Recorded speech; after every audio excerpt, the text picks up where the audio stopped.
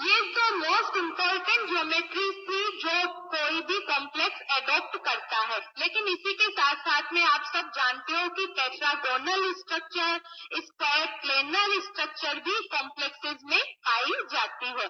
तो अपन उनकी भी एक बार स्प्लिटिंग देख लेते हैं, ठीक है। अब अपन इनकी स्प्लिटिंग देखने से पहले बात करते हैं कि टेट्रागोनल स्ट्रक्चर होती कैसी है ना। वास्तव में टेट्रागोनल स्ट्रक्चर जो है वो ऑक्टाहेड्रल स्ट्रक्चर का डिस्टॉर्टेड रूप होती है।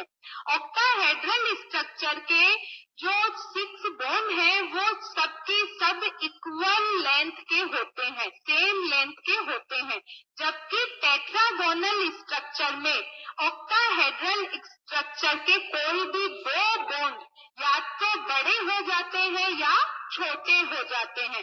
और जब 2 बॉन्ड बड़े या छोटे होंगे तो वो रेगुलर ऑक्टाहेड्रल स्ट्रक्चर नहीं रहेगी और वो किस में कन्वर्ट हो जाएगी, टेट्रागोनल स्ट्रक्चर में।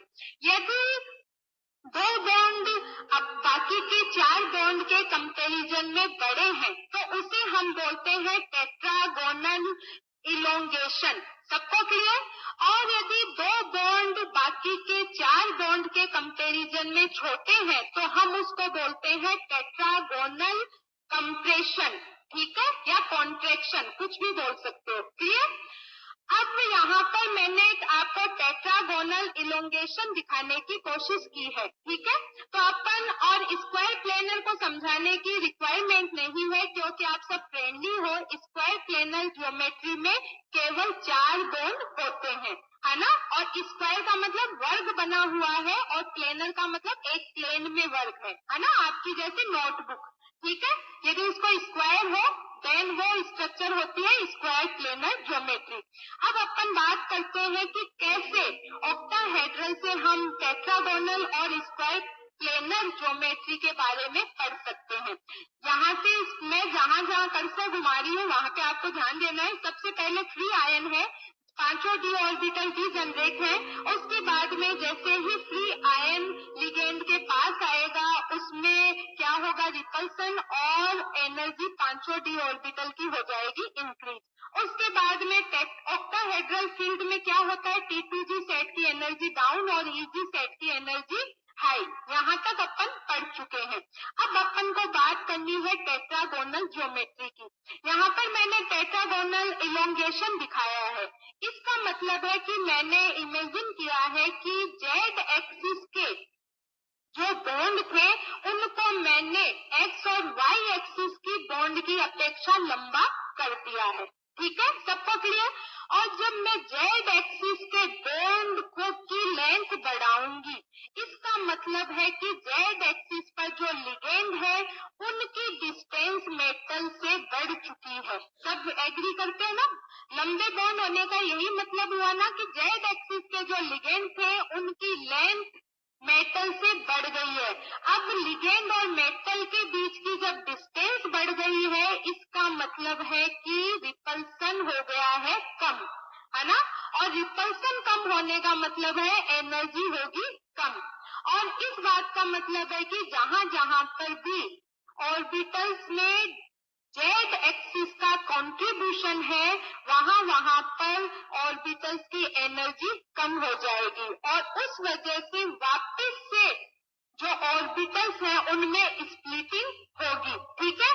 अब बात करते T2G सेट की। तो T2G सेट में YZ एंड ZX ऐसे ऑर्बिटल हैं जिनमें जेड एक्सिस का कंट्रीब्यूशन है। और जेड एक्सिस पर तो चूंकि रिपल्सन कम हो चुका है इसका मतलब इसकी एनर्जी डाउन हो गई है। और यहाँ से आप क्लियर देख रहे हो DYZ एंड DZX जो ऑर्बिटल्स हैं उनकी एनर्जी कम हो गई है और DXY की एनर्जी इन दोनों के कंपैरिजन में इंक्रीज हो गई है। सबको क्लियर।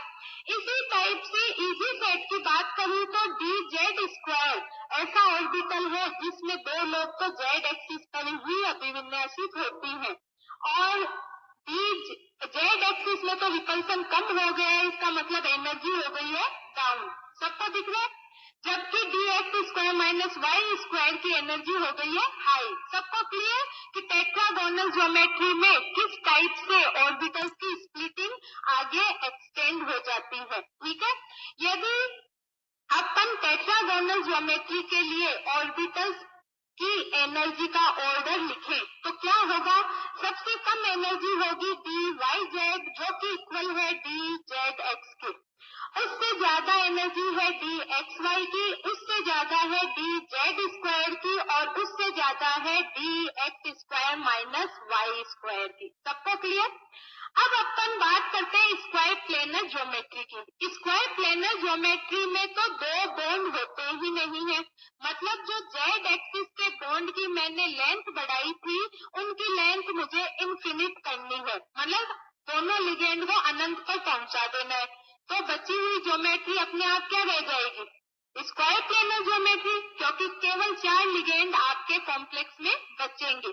ठीक है, अब जेड एक्सिस पर जो लिगेंड थे उनकी एग्जिस्टेंस ही 0 हो गई है। इसका मतलब है कि जेड एक्सिस वाले जो ऑर्बिटल्स हैं उनमें अब रिपल्सन बहुत ही ज्यादा कम हो गया है।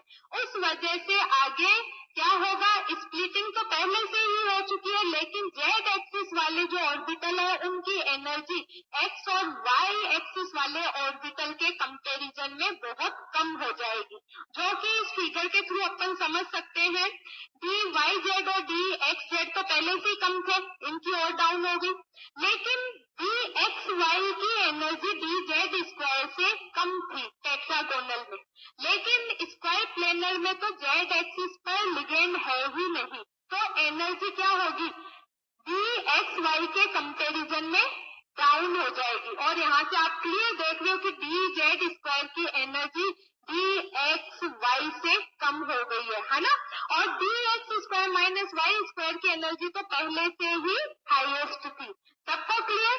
और ये जो स्प्लिटिंग का ऑर्डर है ये होता है या ये हमें मिलता है स्क्वायर प्लेनर कॉम्प्लेक्सेस में। तो स्क्वायर प्लेनर कॉम्प्लेक्सेस के लिए ऑर्बिटल्स की एनर्जी का ऑर्डर क्या होगा? सबसे कम होती है dYz जो कि बराबर है dzx के, उससे ज्यादा है dz स्क्वायर की, उससे ज्यादा है dxy की, और सबसे ज्यादा होती है dx square minus y square की।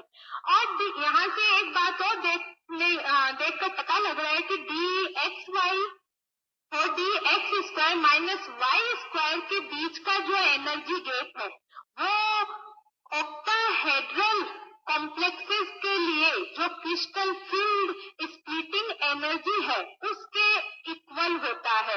आप देखो ध्यान से, मैंने डेल्टा ओ लिख रखा है ना, ये जो वैल्यू है ये इस वैल्यू के बराबर होती है, और ये जो एनर्जी गैप है पूरा ये होता है crystal field splitting energy for square planar complexes. और आपको फिगर से क्लियर दिख रहा है कि स्क्वायर प्लेनर कॉम्प्लेक्सेस के लिए क्रिस्टल फील्ड स्प्लिटिंग एनर्जी की वैल्यू ऑक्टाहेड्रल के लिए जो वैल्यू है उससे ज्यादा होती है, और उन दोनों के बीच में रिलेशन होता है डेल्टा एस पी बराबर होती है 1.3 डेल्टा ओ के। सबको क्लियर? तो अभी अपन ने जो मोस्ट कॉमन स्ट्रक्चर्स कॉम्प्लेक्सेस में पाई जाती है उनकी स्टडी कर ली है कि कैसे जब मेटल और लिगेंड आपस में बॉन्ड फॉर्म करते हैं उस टाइम कैसे डी ऑर्बिटल्स की जो डीजेनरेसी है वो खत्म होकर वो स्प्लिट हो जाते हैं या डिफरेंट एनर्जी के ऑर्बिटल्स में कन्वर्ट हो जाते हैं। सबको क्लियर? अब इस पूरी स्टडी के दौरान अपन को एक बात क्लियर हुई कि इन स्प्लिटिंग के दौरान जो मेन फैक्टर है वो है क्रिस्टल फील्ड स्प्लिटिंग एनर्जी। इसका बहुत बड़ा रोल है ना? सभी में अपन ने इसको ध्यान से पढ़ा था। इसका मतलब है कि क्रिस्टल फील्ड स्प्लिटिंग एनर्जी जो है उसको वो किस टाइप से इफेक्ट होती है उसके बारे में भी हमें पता होना चाहिए।